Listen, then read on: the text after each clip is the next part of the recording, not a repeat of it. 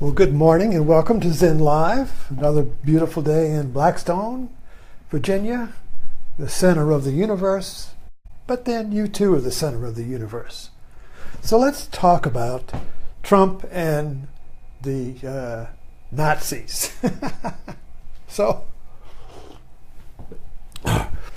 instead of going to my front porch this morning, I was writing about and listening to on the news, the Morning Joe, about the current wave in our media mind, Charlottesville, and the convergence of patriotism, Confederate rebellion, and Nazism. So you got all three kind of like coming together with one arm salute, you see. So what's going on? So let's look at it from a different angle. I've studied Joseph Campbell all my life, and since 1970, and which for some of you would be all of your life.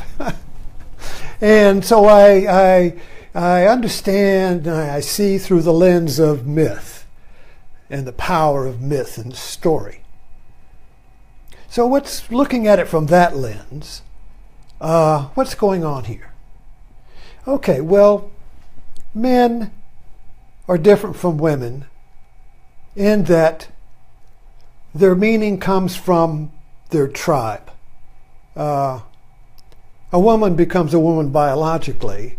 A man becomes a man by belonging to a tribe, a man tribe, you see. And then I'm looking at the myth of the hero, the heroic soul, the myth of the hero that Joseph Campbell so beautifully delineated and described, and which you can see in all your myths, movie myths. Movies are our myths now. Joseph Campbell said, and it's pretty obvious to all, that our rational culture, our rational scientific civilization has erased all the ancient myths, and we're in free fall. So the new mythology, we have to have mythology, comes from movies. And so everybody today in the modern world, except people my age, have grown up in, well, even I grew up in the 40s watching Roy Rogers and Gene Autry. These were mythic movies. The Western myth, the myth of the Western hero, you see. So I grew up in that too. Even before movies or before TV, I grew up on radio, and radio was mythology too, stories. So we all grow up in that. And the young man who comes he leaves the mythic world of the child. The young man leaves, the adolescent male leaves the mythic world of childhood. And childhood is a mythic world. Lives in stories, play. A child creates a myth, a story in play, and it's real, yet at the same time he knows it's not real. So when the mother calls him for dinner, he drops his toy guns and his I had my I had 2 6-shooters, Roy Rogers 6-shooters, you see, and hat and everything, and a broomstick was trigger. Right. Or I had a bow and arrow and I played the Indian. That was the mythic world I grew up in.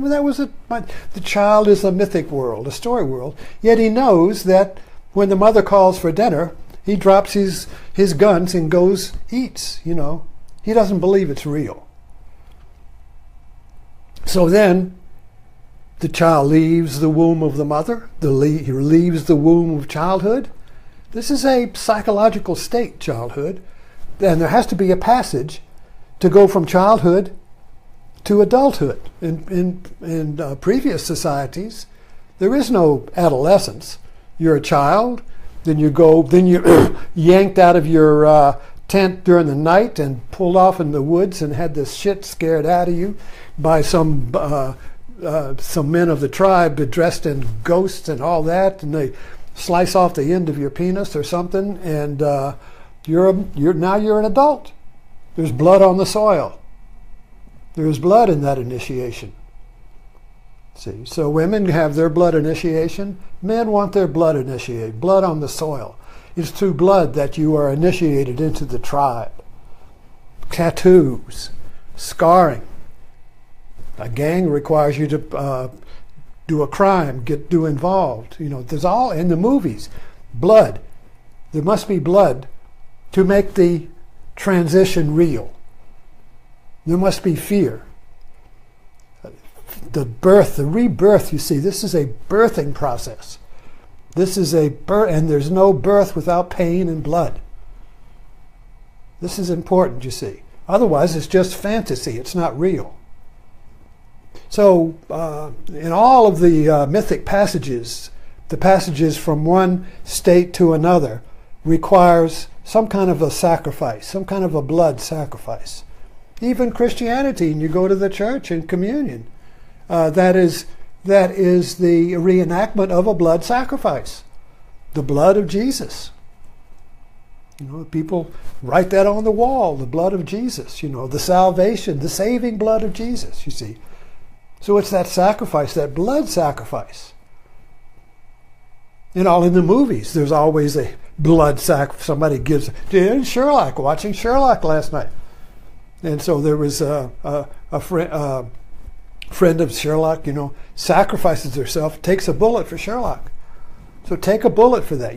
This blood sacrifice is vital for a shift in consciousness from the child to the man, or from a state of meaningless state, confusion, almost a dream state, to a real, vibrant state where you have meaning and purpose, you see. So this is the voyage, the journey of the hero is a journey of birth from one state to another. And so these movements today, the Nazi, ISIS and Nazism, and by Nazism, I'm also taught, because you can see it at Charlottesville, when they're hanging their flags up there, you got the Confederate flag, you got the Nazi flag, and you got the Patriot American flag, which is patriotism. So these three emerge, you see. Patriotism is the American tribe. Confederate rebel flag, battle flag, is the rebel tribe. And then you have the Nazis, which is the fascist. So this all combines into one. So what's the myth, though? The myth that holds it together is that of the heroic, rebellious soul, the Braveheart. Watch Mel Gibson. Watch Mel Gibson in the Braveheart. This is people want to live that movie. First of all, he's painted up like an Indian. He's outside the pale. He's fighting against the regimentation of the British Empire, the regiment, the soldiers marching in lockstep, or like Steve Jobs against against the PC man. Steve Jobs and Apple was Braveheart against the conformity and the regimentation of the PC slash modern society slash conforming 9 to 5, a meaningless life of just doing an assembly line job until you die. Where's the meaning in it, you see? There's no meaning in the modern work consumer industrial world. You're just a cog in the machine. You just go to work and so you can retire and have a heart attack on the golf course if you can afford the fees. See, there's no meaning in that. There's no heroic soul in that. There's no cause to die for. There's no purpose, you see. So this, what we're looking at here from a mythological point of view is that the modern industrial society offers no meaning. And of course, then you add the recession to that, and you take away the industrial jobs, which did offer a man some meaning because you could bring home a paycheck and buy a car. You see, there was meaning in that. Take away that, you've got an absolutely hopeless, meaningless life. for the adolescent. You see, in other words, the movement. We'll say movement. All right. So the movement, and I will include in that movement conservatism. But the movement, whatever its close, offers meaning, offers a cause, and offers purpose, and offers manhood. Manhood, you see. Manhood that belongs to a Braveheart tribe, you see. So this is really about manhood, isn't it? And the evolution and the transition into a rebel tribe. See, there are two tribes. Good son and the bad son. The good son follows the father's footsteps, follows the father's path, goes to work. He's a milkman. He works in the factory. He does what the father trains him to do. He may go to the father's college, whatever the level of society is. But he's the good son. He reincarnates the father. But who is he? Who am I? You see, well, am I just the father? The son has a drive. The son has a DNA need. The son has a existential imperative to be unique. I know I spent most of my life half my life trying to get my father to recognize me as a unique person. He never would. So I was always, you'll never succeed. You can't do that. Give me that. So I was always unable to be the good son. This is my son. I give him my power. I give him my business. I give him my power. He gets my sword. This is my good son, you see. Well, there's that son. And then there's the son who, in order to be unique, becomes the opposite of the father, goes to war with the father, kills the father, refuses to be the father. Whatever the father is, he's opposite. You see. Father's got short hair, he's got long hair. Whatever. But you see, the two sons are two mythic stories. Cain and Abel. These are mythic stories. But each one is obeying a imperative, a categorical imperative, a commandment, but that are contradictory. They're contradictory commandments. What are these commandments? The first commandment is be obedient to the Father. Belong to the Father's tribe. Be obedient and belong. We all want to belong. We go to a church. We get in a club. Go to Rotary. We want to belong. To become one with a larger group. It's a small group, maybe 5 people. A group of friends, maybe a large group, maybe a country. Whatever the thing is, we must belong to something. It is the rare person who just lives by himself in a cave out in the forest and doesn't belong to anything.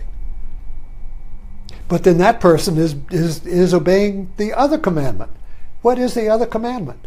One is to belong, one is be unique, be the one without a second, be the center of the universe, be unique, the unique one, the unique number one.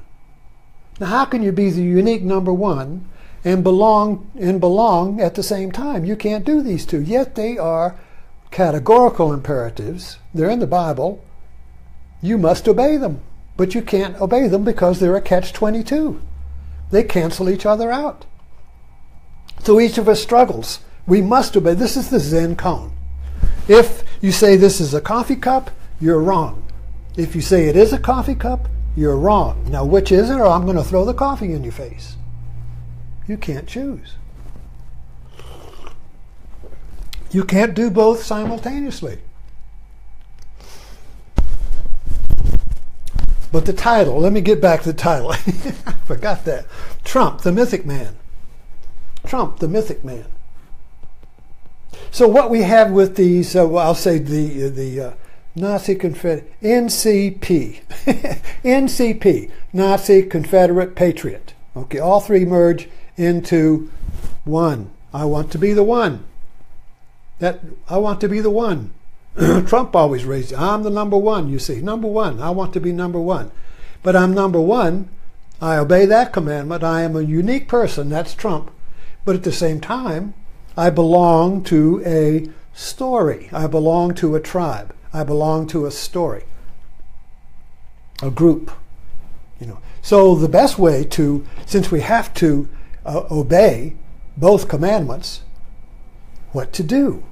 Well, I will join a rebel group. I'll join a rebel group. That way I can be unique, but belong to a group at the same time. I eat my cake and eat it too. I get to obey, belong, become part of, become one with the one rebel group.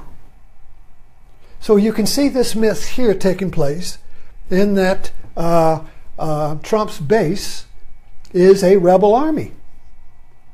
And they are uniquely one, like Trump, by belonging to a rebel group. And it doesn't really matter what they're rebelling against. The meaning is in the rebellion. If there's nothing to rebel against, we'll invent something to rebel against. I'll invent an enemy. There's the immigrants. Build a wall. No, it's the Muslims. No, it's the LGBT. No. You see, you just create different enemies. That's a fill in the blank. The meaning is in the rebellion. The meaning is in the story, in the myth of me as a heroic soul. We all want to be heroes, and we grow up in movies and hero movies. All the movies are about action heroes, either a willing hero or an unwilling hero, the reluctant hero. What do you mean I get, that Bruce Willis is a reluctant hero? He just kind of like falls. Jake Sully in the Avatar, the reluctant hero. What? I got to go to Pandora? You see? So the reluctant hero. But he goes in and he saves the world. And so we're all this, we're looking for heroes today. We manufacture heroes. You don't have, now, if you go to Iraq and get run over by a taxi, you're a hero. You see, if you get run down at a march, you're a hero. So heroes are just spread around now like peanut butter. It's kind of lost its meaning. So this whole idea,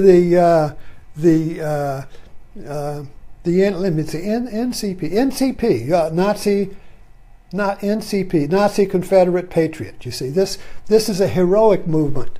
In the same way ISIS was. ISIS is a heroic movement for Muslims, who, in the same way of the American Nazis, feel displaced and need a story of a story for heroism, a myth worth dying for. And of course, the ISIS people really do it. I mean, they go kill themselves. They just blow themselves up. If you go on a mission, you're not coming back alive, you see. That's real blood on the soil. That's real sacrifice. And so in Americans' mythic movements, well, I see that I'm running past my time, but I hope you get the idea here, and we'll talk about this again, is that if you look at it from the mythic point of view, this is a movement rising up out of the meaningless world of rational scientific materialism, which has no meaning in the sense that there's no story in it. There's no personal story in scientific materialism. There's no subjectivity. There's no I. Who am I? So we have to create these myths, these stories, you see. And what's moving today is the story of the myth of the hero, the rebellious hero. not the hero who goes to work and survives, and provides for his family. No, these are blood heroes. These are sacrificial heroes. These are heroes who join together as a hero tribe that demands confrontation with the enemy, you see, because they define themselves by creating an enemy. The rebel defines himself by being not the father. The bad son defines himself by being not the father. He's not evolved to the evolution of Jesus, who said, I and the Father are one. You see, this is boy, I'm getting off into another subject here. So I better stop here. I want to go deeper. But we'll just stop there and pick this up, if I remember, tonight at Martini time. So I'll see you then.